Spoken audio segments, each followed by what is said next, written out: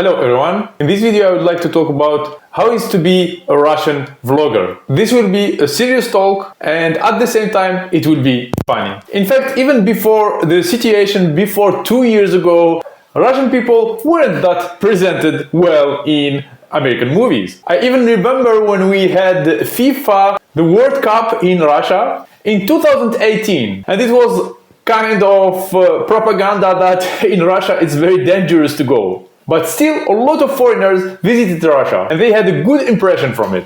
Even me, I have a video where I recorded in 2018 the World Cup and I showed how many foreigners they came to Russia. Even in Rostov, the town where I am from, and my wife, it had the World Cup and they had a lot of foreigners coming there. They were all safe, nothing bad happened to them. I even remember playing a game called The Second Life, and in this game you can choose any country and go to and find people like online. And once I chose Canada, I was a student in that time and I met Canadian teenagers. I was also a teenager. I went to them and I want to be friends with them, but they made fun of me because I'm Russian. I'm not telling that all people are the same, but still, there was some little propaganda against Russian that affected some brainwashed people. But I didn't care about that much. I kept learning English because I like the international community.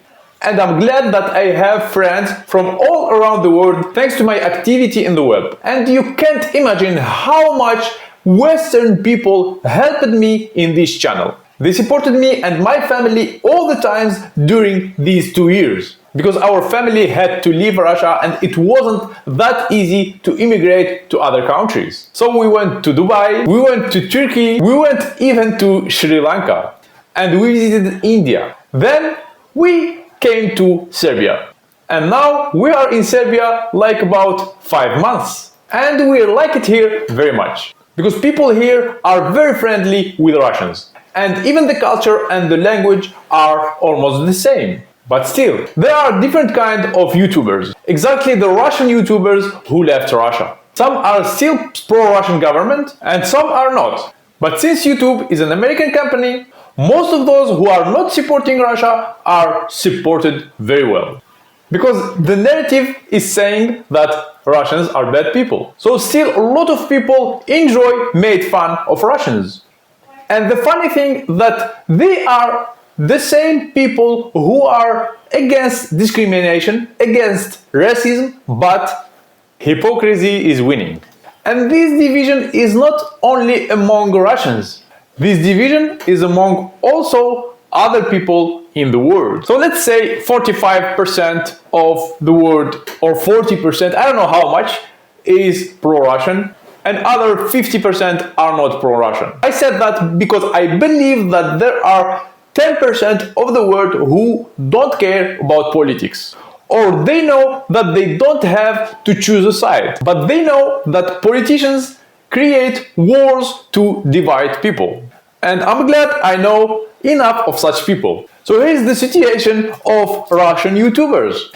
If they show that they support the Russian government, they will be automatically considered bad people. But if they support the West, they will be as well considered bad people by other people who are pro-Russians. And countries differ. There are those who have more pro-Russian community, there are those who have less pro-Russian community. So if the YouTuber is in a country where there are a lot of people who are not pro-Russian, so this person, to be good in this country or to be considered good in this country, has to show as well his critics toward Russian government. If this YouTuber is in a country that supports mostly Russian government, so the YouTuber has to be positive about the Russian government. And that can even affect their residential status. So depending on that, they can not have a residence if they don't follow what's most famous in the country. So what kind of YouTubers I am? I am that kind from those 10%. I don't consider wars beneficial to people. Not to one side, not to another. Because nothing wrong is happening with the politicians. Putin and his friend, they still have a lot of influence and a lot of wealth. Even Ukrainian politicians are doing very well, and all politicians from all other world. Now it's famous in TikTok and YouTube and other social media that maybe Russia will fight with Armenia, or it will fight with France, or it will be a war with NATO.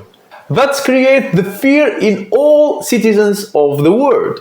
Nobody wants this war, because it will affect everybody. But again, not politicians. Some YouTubers are even quiet and afraid to say their opinion. Even YouTube is telling us to be careful to talk about this topic.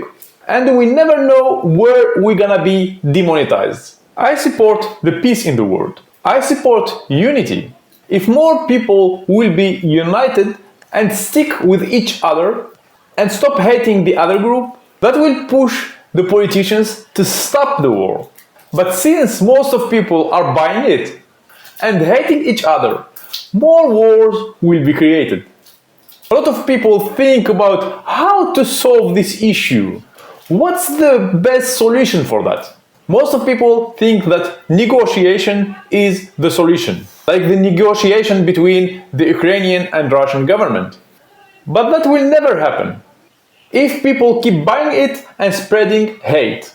People have to understand that the issue is not in citizens. Citizens are not responsible of the actions of politicians, but they can affect their future actions. And to make citizens affect the future actions of politicians, citizens have to be aware of what they are doing.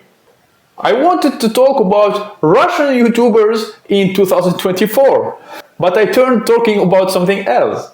But it's all related. Because I saw many Russian YouTubers who are between two fires. Deep in their soul, they want peace. And it's hard for them to be neutral. So they are all pushed to take a side. And that's what politicians want. And the funny thing is that that's what all social media want us to do. Because I don't see a neutral content. Most of the content that is pushed is taking a side. And I don't think that's a solution. Because it's getting worse and worse. And who knows to what this will lead to. The most important for us is the earth we are living in.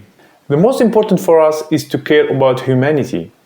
So stop being pro a country, but be pro human being. That's what will make the world a better place. And that's what's better for new generations to come. I don't know if the future is bright or not, but we can change it for the best. That's it about this video. I hope it will impact people in a positive way. Please, if you consider this message important, share this video. As always, thank you for watching. See you in my next videos and goodbye. Peace.